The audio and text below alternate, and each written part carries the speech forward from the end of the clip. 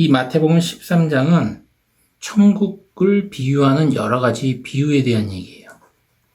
마태복음 13장 1절에서 23절까지 그날에 예수께서 집에서 나가사 바닷가에 앉으심에 큰 무리가 그에게로 모여들거늘 예수께서 배에 올라 앉으시고 온 무리는 해변에 섰더니 예수께서 비유로 여러 가지를 저희에게 말씀하여 가라사대 씨를 뿌리는 자가 뿌리러 나가서 뿌릴새 더러는 길가에 떨어짐에 새들이 와서 먹어버렸고 더러는 흙이 얕은 돌밭에 떨어짐에 흙이 깊지 아니하므로 곧 싹이 나오나 해가 돋은 후에 타져서 뿌리가 없으므로 말랐고 더러는 가시떨기 위에 떨어짐에 가시가 자라서 기운을 막았고 더러는 좋은 땅에 떨어짐에 혹 100배 혹 60배 혹 30배의 결실을 하였느니라. 귀 있는 자는 들으라 하시니라. 씨 뿌리는 비유, 이것은 많이 기독교인들에게 알려진 비유죠. 예수가 마태복음에서 말하는 이 비유들은 그냥 들으면 이해하기가 쉽지가 않아요. 쉬운 것 같으면서도 이게 뭘 뜻하는지 이해를 하기가 쉽지가 않습니다. 이 씨 뿌린 비유에 대해서 예수가 직접 해설하는 부분이 나와요. 다음에 마태복음 13장 10절 제자들이 예수께 나와 가로되 어찌하여 저희에게 비유로 말씀하시나이까 대답하여 가라사대 천국의 비밀을 아는 것이 너희에게는 허락되었으나 저희에게는 아니 되었나니 무릇 있는 자는 받아 넉넉하게 되되 무릇 없는 자는 그 있는 것도 빼앗기리라. 달란트 비유에서 많이 나왔죠. 그래서 이 달란트 비유는 말씀을 가리키는 자들에 대한 심판과 비유라고 그랬어요. 제자들에게는 이 비유의 뜻을 허락함을 받았지만 일반 대중들에게는 이 비유를 들어도 깨닫지 못하도록 비유로 얘기했다는 거예요. 그래서 달란트 비유 같은 경우는 말씀을 많이 알아야 돼요. 많이 알면 알수록 깨닫는 부분이 많아져요. 13절 그러므로 내가 저희에게 비유로 말하기는 저희가 보아도 보지 못하며 들어도 듣지 못하며 깨닫지 못함이니라. 보고 들어도 깨닫지 못하게 하기 위해서 비유로 얘기했던 거예요. 이 구약의 선지자에 나온 예언을 이루기 위한 것이죠. 14절 이사야의 예언이 저희에게 이루었으니 일러스되 너희가 듣기는 들어도 깨닫지 못할 것이요 보기는 보아도 알지 못하리라. 이 백성들의 마음이 완악하여져서 그 귀는 듣기에 둔하고 눈은 감았으니 이는 눈으로 보고 귀로 듣고 마음으로 깨달아 돌이켜 내게 고침을 받을까 두려워함이라 하였느니라. 이사야서 6장 10절에 나오는 얘기예요.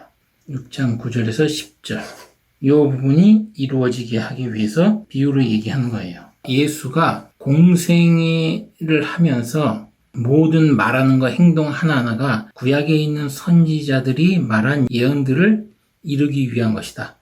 하나님의 아들인 예수가 이 땅에 와서도 그렇게 했다. 그러니까 성경에 없는 것들을 말하는 목사는 뭐예요? 유용합니다.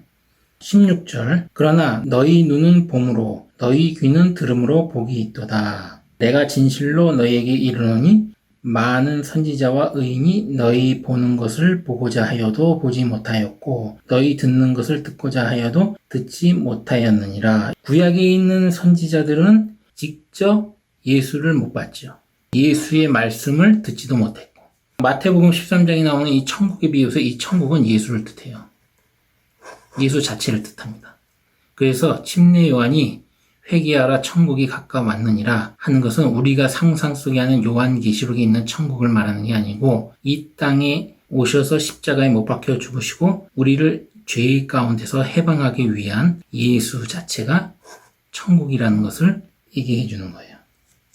근데 보통 설교를 들을 때나 이럴 때 이제 마태복음 13장 천국 하면 내세에 있는 천국에 대해서만 생각을 하게 되죠. 보통 기독교인들이. 그 다음에 이제 본격적으로 마태복음 13장 초반에 나왔던 비유에 대해서 이제 설명을 해줘요. 마태복음 13장 18절 읽어보겠습니다. 그런즉 씨 뿌리는 비유를 들으라. 아무나 천국 말씀을 듣고 깨닫지 못할 때에는 악한 자가 와서 그 마음에 뿌리운 것을 빼앗나니 이는 곧 길가에 뿌리운 자요. 길가에 씨를 뿌렸는데 새가 와서 먹었다고 그랬죠. 여기서 이 새를 예수가 해설할 때는 악한 자라고 했어요. 새가 악한 자. 여기서 우리가 믿음의 기준이 되는 게 뭐예요? 말씀을 듣고 깨닫는다. 말씀을 듣고 깨닫는다. 듣고 깨닫는다. 하나님 말씀을 들을 때 그것을 듣고 한 귀로 듣고 한 귀로 흘려보내면 결국은 이 길에 뿌린 씨처럼 되는 겁니다. 그래서 말씀을 듣고 깨달으면 깨달을수록 믿음이 생기는 것이죠. 예배당에 가서 어떤 행동을 하고 어떤 종교적인 행위나 아니면 봉사 같은 것 자체가 믿음이 아니에요. 믿음은 뭐예요? 말씀을 듣고 깨닫는 거다. 거기서 열매를 맺는 거예요. 그런데 길가에 뿌린 씨는 뭐예요? 그래서 씨는 말씀이죠. 길가에 뿌리운 씨는 말씀을 들어도 깨닫지 못한다. 왜 못하냐? 악한 자가 와서 그것을 빼앗아 가기 때문이다. 이렇게 해석을 예수가 해줘요. 20절 돌밭에 뿌리웠다는 것은 말씀을 듣고 즉시 기쁨으로 받되 깨달았다는 얘기죠. 그러니까 기뻐하는 거예요. 그런데 그 속에 뿌리가 없어 말씀에 뿌리가 없어서 잠시 견디다가 그 말씀을 인하여 환난이나 핍박이 일어날 때에는 곧 넘어지는 자요. 말씀을 받았는데 깨달아서 잠시 기뻤는데 그 말씀 때문에 환난이나 핍박이 올 때에는 결국은 그 말씀을 버린다는 거예요. 그게 왜 그러냐? 자기 마음속에 말씀의 뿌리가 깊지 않았기 때문에 그렇다. 이렇게 해설을 해주는 거예요. 그것이 돌밭에 뿌린 씨다. 13장 22절 가시떨기에 뿌리웠다는 것은 말씀을 들으나 세상의 염려와 재리의 유혹에 말씀이 막혀 결시치 못하는 자요. 가시떨기는 세상의 염려와 재리의 유혹. 재리라는 건 물질이죠. 물질의 유혹에 말씀이 막혀서 결시지 못하는 자요. 세상의 걱정이나 말씀을 받아서 듣고 깨달았는데 세상의 어떤 걱정이나 재물의 어떤 유혹 때문에 말씀을 버리는 경우예요. 그것이 바로 가시떨기에 뿌려진 씨예요. 여기서 우리가 주목해야 될 것은 이 세상의 염려와 재리의 유혹이 가시떨기면 이 세상의 염려와 재리의 유혹의 말씀을 전하는 자는 뭐라고 해야겠어요? 바로 가시나무라고 해야겠죠. 예수의 그 천국의 비유의 말씀을 통해서 새는 악한 자, 씨는 말씀. 물론 이 상황에 따라서 조금씩 다르겠지만 가시떨기는 세상의 염려와 재리의 유혹. 이런 것을 말하는 목자는 뭐예요? 가시나무가 되는 거예요. 요한계시록을 풀 때, 미래를 풀 때에 바로 이런 용어들, 이런 것들을 알고 머릿속에 넣어놓으면 미래에 되어질 일들, 이런 것들을 해석하는데 큰 도움이 됩니다. 13장 23절 좋은 땅에 뿌리웠다는 것은 말씀을 듣고 깨닫는 자니 결실하여 혹 100배, 혹 60배, 혹 30배가 되느니라 하시더라. 좋은 땅에 뿌리운 씨는 그 사람이 말씀을 듣고 깨달아서 점점 더 하나님의 말씀을 많이 깨닫고 풍성해지는 걸 말하는 거예요. 말씀을 많이 깨닫는 거예요. 성경을 우리가 말씀을 듣고 깨달을수록 더 많은 깨달음이 온다는 얘기죠. 그래서 결실을 맺는 거예요. 이게 씨 뿌리는 자의 비유예요. 그 다음 마태복음 13장 24절에서 52절까지 곡식과 가라지 비유와 그 다음에 여러 가지 비유가 나와요. 천국에 대한 비유 읽어보겠습니다. 24절 예수께서 그들 앞에 또 비유를 베풀어 가라사대 천국은 좋은 씨를 제 밭에 뿌린 사람과 같으니 사람들이 잘 때에 그 원수가 와서 곡식 가운데 가라지를 덧뿌리고 갔더니 싹이 나고 결실할 때에 가라지도 보이거늘 집 주인의 종이 와서 말하되 주여 밭에 좋은 씨를 심지 아니하였나이까 그러면 가라지가 어디서 생겼나이까 주인이 가로되 원수가 이렇게 하였구나 종들이 말하되 그러면 우리가 가서 이것을 뽑기를 원하시나이까 주인이 가로되 가만두어라 가라지를 뽑다가 곡식을 뽑을까 염려하노라 둘 다 추수 때까지 함께 자라게 두어라. 추수 때에 내가 추수꾼들에게 말하기를 가라지는 먼저 거두어 불사르게 단으로 묶고 곡식은 모아 내 곡간에 넣으라 하리라. 곡식과 가라지의 비유도 나오죠. 마태복음 13장 31절 또 비유를 베풀어 가라사대 다른 비유를 얘기하는 거죠. 천국에 대한 것. 천국은 마치 사람이 자기 밭에 갖다 심은 겨자씨 한 알 같으니 이는 모든 씨보다 작은 것이로되 자란 후에는 나물보다 커서 나무가 되매 공중의 새들이 와서 그 가지에 깃들이느니라. 겨자씨의 비유가 나오고 여기서 나무도 이 말씀을 가진 자예요. 그 말씀을 심어서 그 말씀이 자라고 자라서 그 사람이 계속 하나님의 말씀을 끊임없이 말하게 될 때 그 사람을 어떤 나무에 비유해요. 천국에 있는 천국 말씀을 가지고 있는 자들이 겨자씨 나무가 되겠죠. 겨자나무가 되겠죠. 또 다른 비유가 나와요. 33절 또 비유로 말씀하시되 천국은 마치 여자가 가루 서말 속에 갖다 넣어 전부 부풀게 한 누룩과 같으니라. 누룩은 여러 가지가 있는데 죄로 해석할 때도 있는데 여기서는 하나님의 말씀이에요. 말씀. 이 말씀이 부풀고 부풀어서 빵이 되는 거죠. 그런 식으로 비유를 하는 거예요. 천국의 말씀을. 34절 예수께서 이 모든 것을 무리에게 비유로 말씀하시고 비유가 아니면 아무것도 말씀하지 아니하셨으니 왜 그런고 하면 35절 이는 선지자로 말씀하신 바 내가 입을 열어 비유로 말하고 창세부터 감추인 것을 드러내리라 함을 이루려 하심이니라. 아까 얘기한 곡식과 가라지 비유에 대한 이제 해설이 나오죠. 36절 이에 예수께서 무리를 떠나서 집에 들어가시니 제자들이 나와 가로되 밭의 가라지의 비유를 우리에게 설명하여 주소서. 대답하여 가라사대 좋은 씨를 뿌리는 이는 인자요. 좋은 씨를 뿌리는 그 사람이 누구예요? 인자. 성경에서 신약에서 인자는 예수를 말하죠. 자기 자신을 말할 때 인자라고 표현을 해요. 밭은 세상이요. 밭이 세상이라고 나오죠. 밭은 세상이다. 좋은 씨는 천국의 아들들이요. 좋은 씨는 천국의 아들들.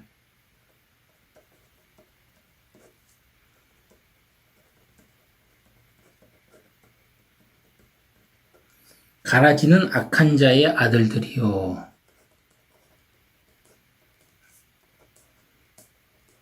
악한 자의 아들들.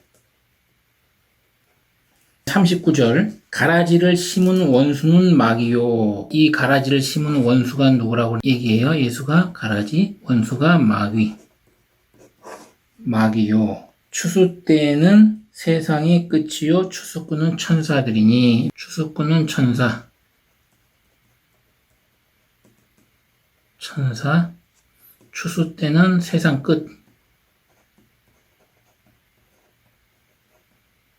어떤 사람들은 이 추수꾼이 천사라고 하니까 재림 때에 마지막 때에 어떤 사람들이 사명을 띠고 와서 어떤 사람이 알곡이고 가라지를 구분하는 사람들을 그렇게 천사라고 이렇게 얘기한다. 이런 사람들도 있는데 직접 재림 때에 가봐야 합니다. 그것이 사람인지 실제로 천사가 와서 그렇게 하는지는 문자적으로 천사가 와서 하는지는 그때 겪어봐야 합니다. 추수 때는 뭐 세상 끝이니까 재림 때라는 걸 알 수가 있겠죠.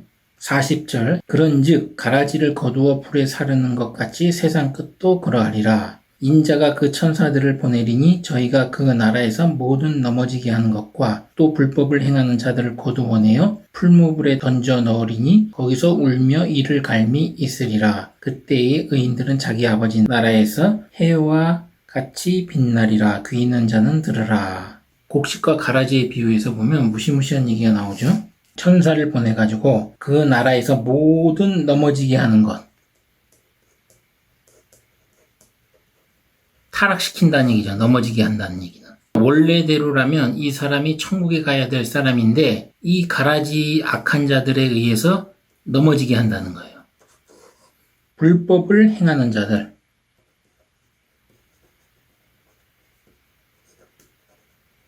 성경에서는 하나님이 구속사 섭리의 계획에 따라 예수 그리스도를 보내서 인간을 해방하기 위해서 예수 그리스도가 십자가에 못 박혀 죽으시고 재림 때에 다시 심판해 올 것을 전체적인 그 하나님의 계획을 우리가 구속사 섭리라고 하죠. 구속사 섭리 및 심판. 그런데 이 가운데서 이 악한 자들은 하나님을 믿고 예수를 내 구주로 믿고 신앙생활 하는 자들을 넘어지게 한다는 얘기예요. 가라지가. 불법을 행하게 되면 성경에 나온 그 하나님의 계획에 반해서 그 하나님의 구속사 섭리의 법을 반하는 행동을 하는 자들. 예수 초림 때 오신 예수 그리스도 때는 그런 자들이 누구예요? 바리새인과 서기관들. 성경을 많이 안다 그러면서 하나님의 뜻대로 간다고 하면서 전체적인 하나님의 그 플랜, 구속사 섭리를 이해를 못하게 되면 이렇게 넘어지게 하는 자가 되고 불법을 행하는 자가 돼요. 그리고 각자 어떤 욕심에 의해서 하나님의 말씀을 이용하는 자들. 그래서 하나님의 말씀은 이렇게 나와 있는데 그렇게 얘기하냐고 돈이 안 되니까 돈이 되는 방향으로 왜곡을 시켜가지고 가르치는 자들. 불법을 행하는 자들이 넘어지게 하고. 이런 자들은 어떻게 한다고요? 추수꾼들이 천사들이 와서 풀무불에 던져버린대요. 거기서 울며 이를 갈미 있다. 이렇게 나옵니다.